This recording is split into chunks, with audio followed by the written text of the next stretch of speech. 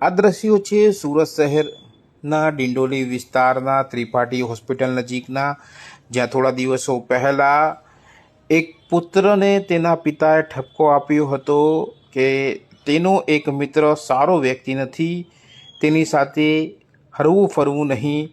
આ વાતનો દ્વેષભાવ રાખી કુંદન નામના વ્યક્તિએ તેના પિતા સાથે મળી યુવકના પિતાની હત્યા કરી હતી. જી હા, બસ તેમનું કહેવું હતું કે કુંદન સારો વ્યક્તિ નથી, તેની જોડે ક્યાંય પણ ફરવા જવાનું નથી તેવું કહેતા આરોપી અને તેના પિતાએ સુરતના ડિંડોલી વિસ્તારમાં યુવકની હત્યા કરી નાખી હતી. શનિવારના રોજ બનેલી હત્યાની આ ઘટનામાં ડિંડોલી પોલીસે હત્યારા બંને પિતા પુત્રની ધરપકડ કરી આગળની તપાસ હાથ ધરી. આજે તેમને જ્યારે ડિંડોલી વિસ્તારમાં હત્યાની જે ઘટના ઘટી હતી ત્યાં લાવવામાં આવતા લોકોમાં રોષ દેખાયો હતો અને લોકોએ ફાંસી આપોના નારા લગાવ્યા હતા.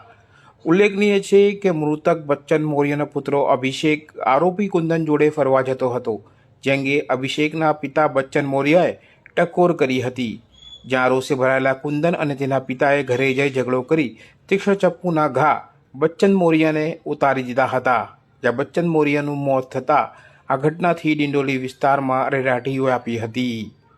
હાલ તો પોલીસે બંને આરોપીઓને ઘટનાનું રિકન્સ્ટ્રક્શન કરતા તેમને ઘટના સ્થળે લઈ જઈ વધુ તપાસ હાથ ધરી છે. કેમેરામેન સાબિર અલી સૈયદ સાથે કાદિર શેખ, કર્તવ્ય ગુજરાત ન્યૂઝ, સુરત.